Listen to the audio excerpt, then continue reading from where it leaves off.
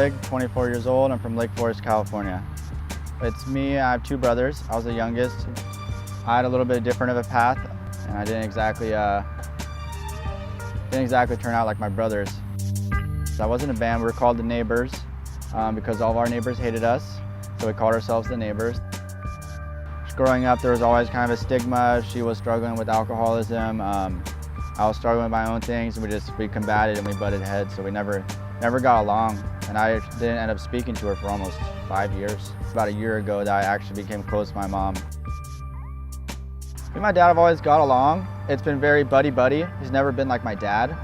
I go to punk rock shows, I would stay out. He told me I could skip school, drink with him and his buddies. He let me pretty much do whatever I wanted. Marijuana, drinking, started dabbling with ecstasy and acid. And when I was 17, I was introduced to meth. I tried to come back home. My parents just said, no, like, we don't want any part of this anymore. Like, you've gone too far off the deep end.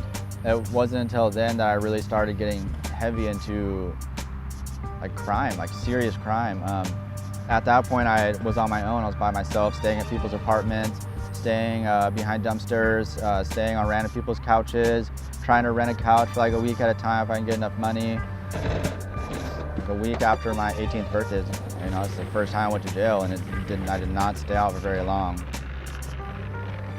I would be homeless, so I'd go back to committing crime to try to support myself. After doing 2 years at a state prison, I got out. I was 22, obviously still homeless. My parole officer suggested me to this program. The first thing they did is buy me real groceries. I remember when we were going shopping for it in the grocery store, like at this point, like I was like fresh out of prison after 2 years, so like you could think like I'm hard. Like I wanted to cry, like I wanted to break down and cry. Like I was just like, I could not believe someone was doing this for me.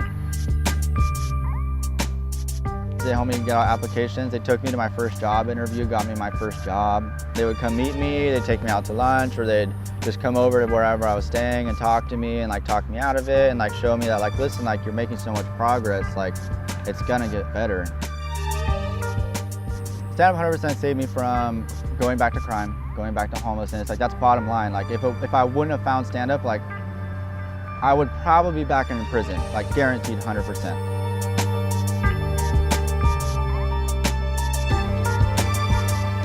This change that StandUp has brought, it makes me feel like a person, like I actually contribute to society.